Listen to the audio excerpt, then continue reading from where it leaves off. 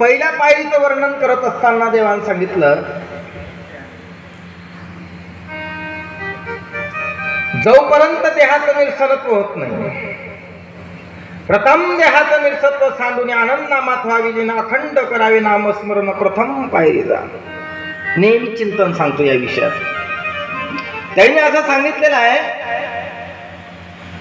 का जोपर्यंत जीवनाचा अर्थ तो चिखरा या विषयावर आपण चिंतन करतो, का जोपर्यंत त्यांनी सांगितलं हे आपल्या अंतःकरणातले जाणार नाही ना, आपलं मन परमेश्वराकडे लागणार नाही, तोपर्यंत जीवनाचा अर्थ खरा अर्थ समजणार नाही.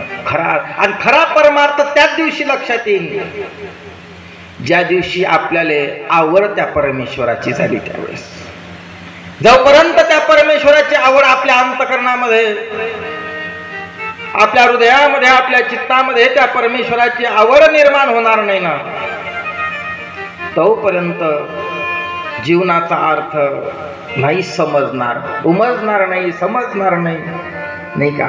म्हणून महाराजांनी वर्णन केलं का बाबा प्रपंचात राहणं, जरूर प्रपंचात राहा, पण प्रपंचात राहून परमेश्वराचे भजन करा, परमेश्वराचं चिंतन करा, परमार्थ साधून घ्या. कारण पुन्हा आपण जन्माला येऊ आल्याच्या नंतर हे सर्व साध्य होईल याचा काही भरोसा नाही. किंवा उद्या करायचे, तुकडोजी महाराजांचं एक प्रमाण आहे, उद्या करायचे आज करा काही, भरोसाच नाही आयुष्याचा. अरे देह हा काचेच्या नळीये सारखा, कधी खाय धोका नेम नाही, नाही का. घडीचा भरोसा नाही, मनुष्य देहाचा घडीचा भरोसा नाही, बाकी कोण्याही गोष्टीची गॅरंटी देता येईल. एखाद्या साधारण आपण चपलीचं जर उदाहरण घेतलं तर आपण चप्पलवाल्याच्या जर दुकानात गेलो, सँडलवाल्याच्या दुकानात गेल्याच्या नंतर, चपलीवाल्याच्या दुकानात गेल्याच्या नंतर त्याला विचारलं चप्पल दाखवा, पाय चप्पल आपण घेऊन पाहिली, पाय घातला त्याच्यात, आणि त्यावेळेस त्या माणसाला विचारतो आपण गॅरंटी कितीची, केवढ्याची रे? ते म्हणे 200-400 रुपयाची. याची किती गॅरंटी? गॅरंटी म्हणल्याच्या नंतर तो सांगतात 12 महिन्याची गॅरंटी. बाबा चपलीची गॅरंटी 12 महिन्याची, घालणारवाल्याची किती गॅरंटी?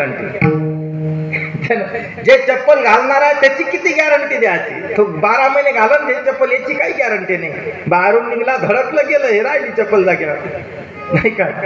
म्हणून जीवनामध्ये तो भ्रम आहे, आपल्या डोक्यातला जो भ्रम आहे, हा भ्रम निघला पाहिजे. हा भ्रम आहे जीवनातला आपल्या. पण महाराजांनी सांगितलं का परमार्थासाठी नको वेळ लावू, प्रभू दर्शनाला मिळेना शरीर पुन्हा तुम्हाला. त्यांनी वर्णन केलं का बाबा भगवंताच्या दर्शन